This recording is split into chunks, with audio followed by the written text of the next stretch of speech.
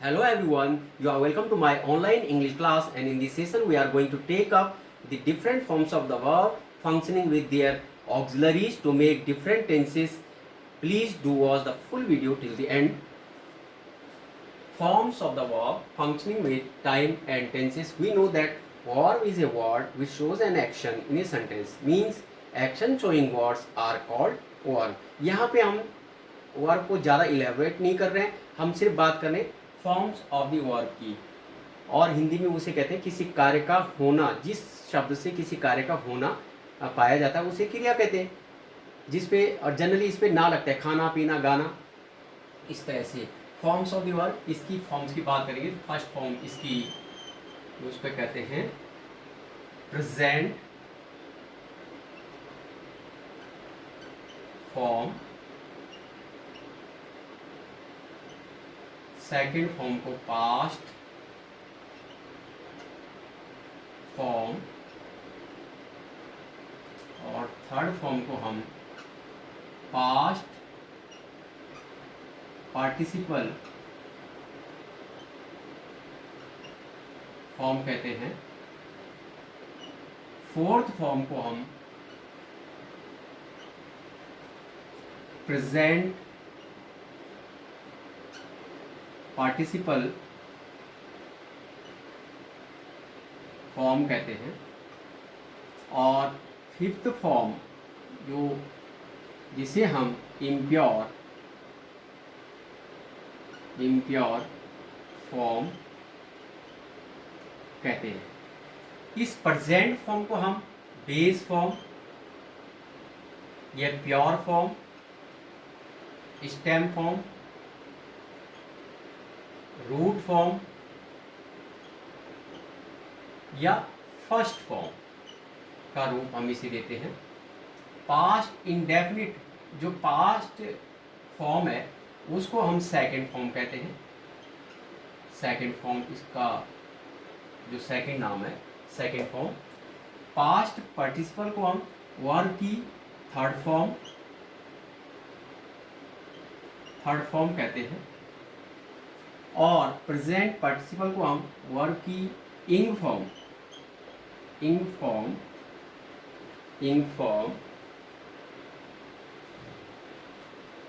कहते हैं, जबकि इम्प्योर फॉर्म को हम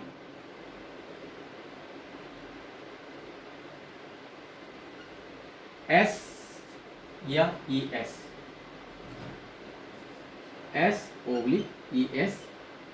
फॉर्म कहते हैं। इसकी जो ऑक्सिलरीज है उसको डू उसकी ऑक्सिलरी होती है, इसकी डिड होती है, इसकी हैव, हैज, हैड, इसके is, am, are, was, were, been और बीइंग, ये 7 होती हैं ये नंबर्स। इसकी जो ऑक्सिलरी होगी वो केवल एक होती है, डज। इसका प्रयोग नेगेटिव और इंटरोगेटिव सेंटेंसेस में आई, वी, यू, दे और एनी प्लूरल के साथ प्रेजेंट इंडेफिनिट शो करने के लिए। इसका प्रयोग सिर्फ पास्ट सेकंड फॉर्म की बात कर रहा हूँ अभी, डिड की नहीं। इसका प्रयोग सेकंड फॉर्म का प्रयोग केवल पास्ट इंडेफिनिट अफर्मेटिव के साथ होता है, जबकि डिड के लिए अलग से रूल बताया जाएगा। Have, has, had, have, has तो प्रेजेंट में, और हैड पास्ट में। इन तीनों के साथ वर्ब की थर्ड फॉर्म का प्रयोग होगा, और आई, वी, यू, दे के साथ हैव और हैज आएगा। He, she, it he, she, it, any, singular, name. जबकि जो इंग फॉर्म होगी वो कॉन्टिन्यूअस टेंस बनाने में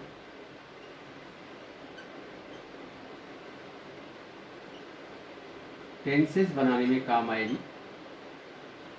और जो डज फॉर्म होगी वो ही, शी, इट, एनी, सिंगुलर के साथ इसका यूज होगा। अब हम बात करते हैं इसके बेस पर किस तरह से टेंसेस फॉर्म होते हैं। फर्स्ट प्रेजेंट, सॉरी इससे पहले हम एक गोल्डन रूल भी ले लेते जो इसके लिए बहुत ज़रूरी है। डू, डज और डिड के बाद हमेशा verb first form is, am, are, was, were, been के बाद हमेशा इंग फॉर्म, ये first, second, third, have, has, had के बाद हमेशा वर्ब की थर्ड फॉर्म,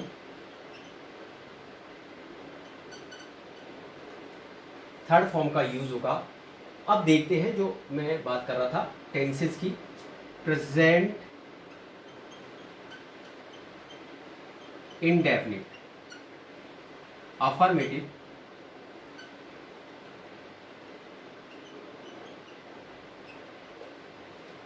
हम अभी इन जनरल बात कर रहे हैं। टेंसेस तो इलेबोरेटली ढंग से एक तरफ से कराए जाएंगे।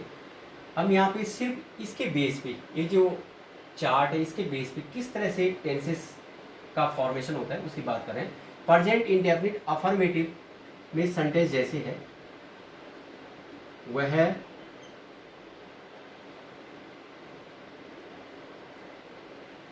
एक पत्र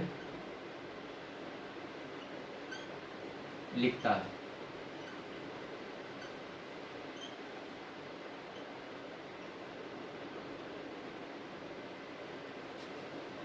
दूसरा सेंटेंस है मैं एक पत्र लिखता हूँ। मैंने बताया ता, ती, ते, है, हूँ और हैं जो होगा वो प्रेजेंट इंडेफिनिट होगा, टेंस होगा।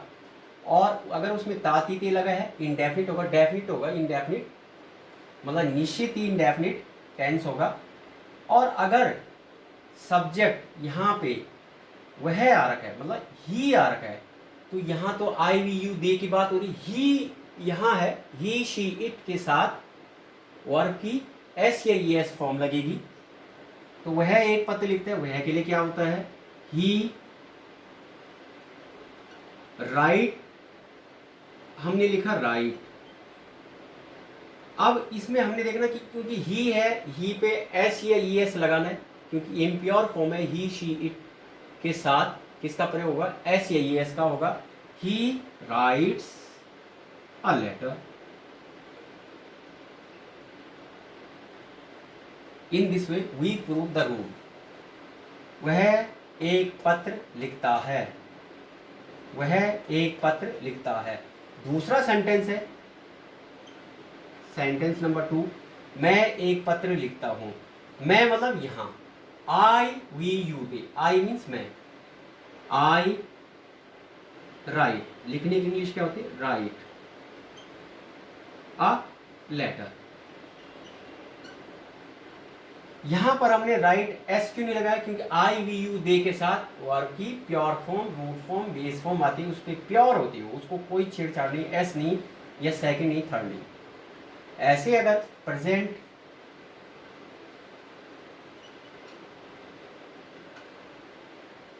इनडेफिनिट नेगेटिव की बात करें, वह एक पत्र नहीं लिखता है।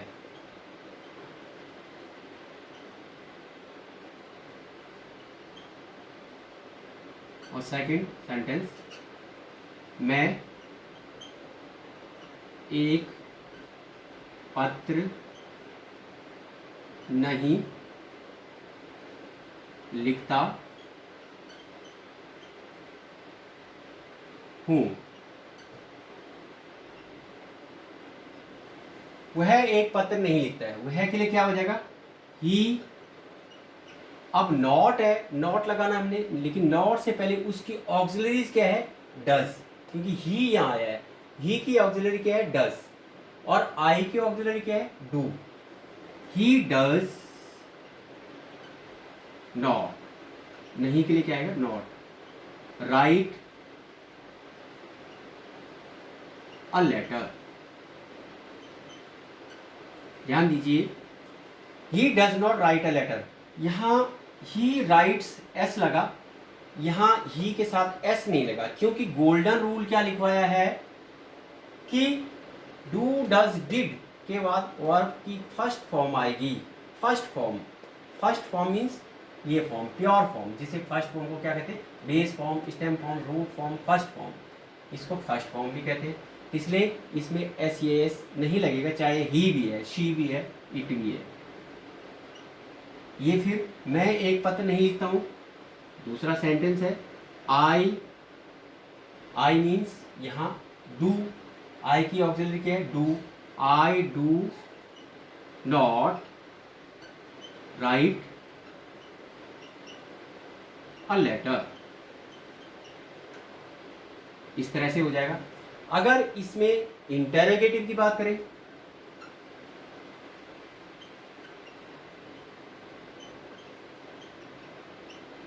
इंटरोगेटिव कौन सी, present indefinite interrogative, present indefinite interrogative. क्या वह एक पत्र लिखता है, क्या वह एक पत्र लिखता है, क्वेश्चन मार्क। सेकंड सेंटेंस, क्या मैं एक पत्र लिखता हूं।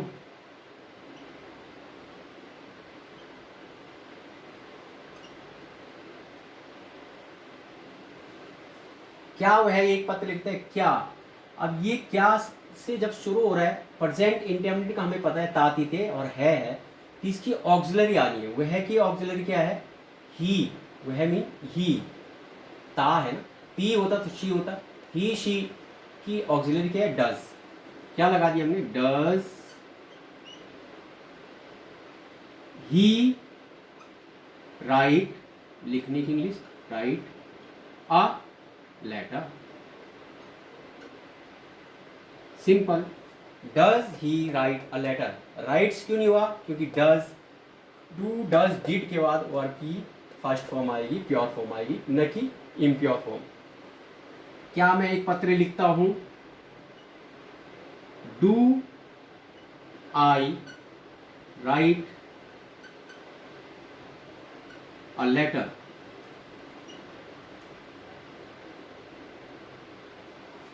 इस तरह से हम इसकी जो इंग फॉर्म है उसका भी यूज कर सकते हैं। जैसे इंग फॉर्म में हम प्रेजेंट, प्रेजेंट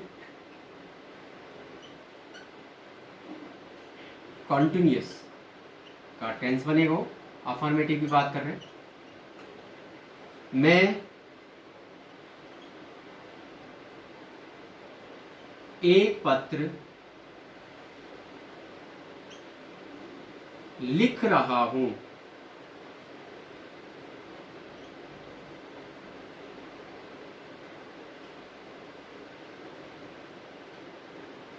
रहा रही रहे, इंग आएगा, इंग, और उसके साथ इंग की ऑक्सिलरी के is am are, he she it के साथ इज आई के साथ एम, और प्लूरल मतलब वे बहुत सारे लोग उनके साथ आर, पास्ट में सिंगल के साथ वॉस, प्लूरल के साथ वर।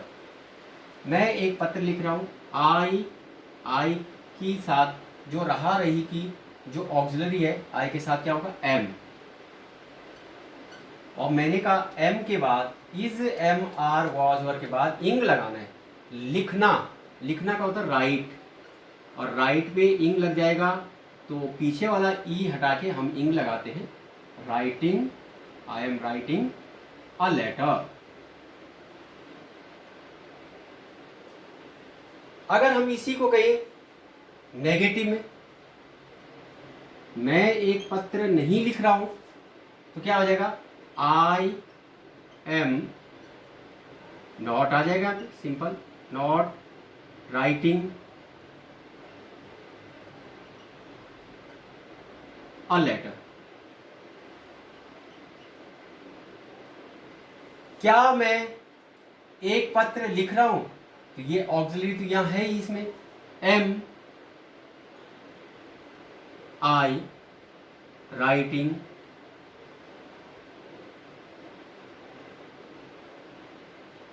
A letter.